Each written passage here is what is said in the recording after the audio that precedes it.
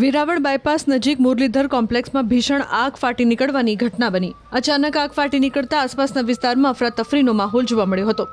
ઉલ્લેખનીય છે કે આ કોમ્પ્લેક્સમાં પ્રથમ ઓઇલ નામની દુકાન આવેલી છે, જેમાં અચાનક આગ ફાટી નીકળતા સમગ્ર કોમ્પ્લેક્સ જોતજોતામાં આગની ઝપેટમાં આવી ગયું હતું, જેને પગલે આસપાસના વિસ્તારમાં ભયનો માહોલ જોવા મળ્યો।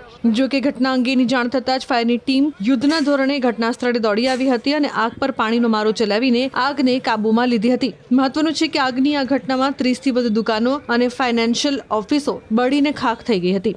જો કે જાનહાનિ ન થતાં સૌએ રાહતનો શ્વાસ લીધો।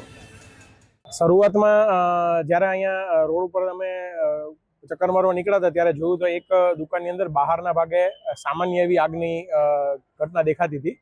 કોમ્પ્લેક્સના લોકો દ્વારા જ અહીંયાથી બોટલ લઈ અને એ ફાયરને બુઝાવવાનો પ્રયાસ કરતા હતા। મીનવાઇલ ફાયર તંત્રને જાણ કરી દીધી હતી તંત્રને, પણ તંત્ર હજી તો મને પાક્કું યાદ છે કે મેં ફાયર સેફ્ટી અધિકારીને ફોન કર્યો ત્યારે બરાબર અહીંયા બાયપાસ કમાન સુધી પહોંચી ગયા હતા।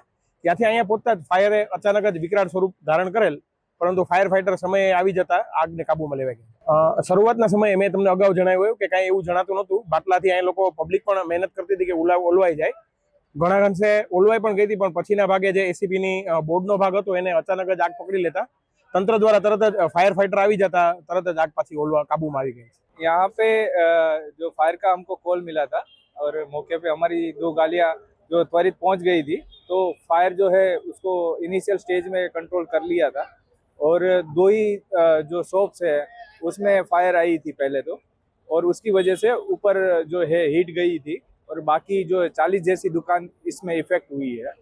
आग लगने का कारण क्या हो सकता है? आग लगने का कारण अभी इन्वेस्टिगेशन का विषय है, वो अभी रूट कोज हम सर्च करेंगे, उसके बाद में पता सकेंगे आप। इसमें कोई कॉमर्शियल या कोई बड़े बिजनेस की ऑफिस थी? इसमें नीचे जो है कॉमर्शियल शॉप्स थी और ऊपर ऑफिसेस थी, और बाकी ऊपर जो है वो ज़्यादा नुकसान नहीं हुआ है। सर, इस कॉम्प्लेक्स में एनओसी दी गई थी या नहीं?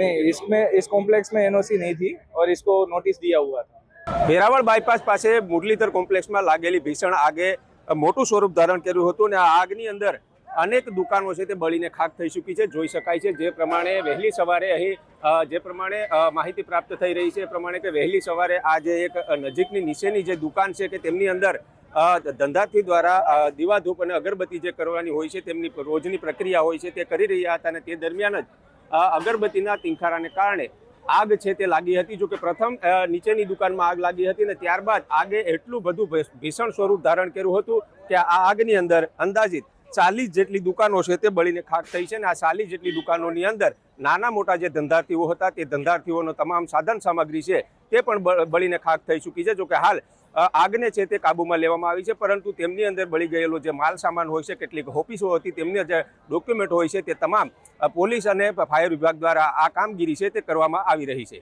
દિનેશ સોલંકી, ન્યૂઝ 18 ગુજરાતી, ગીર સોમનાથ।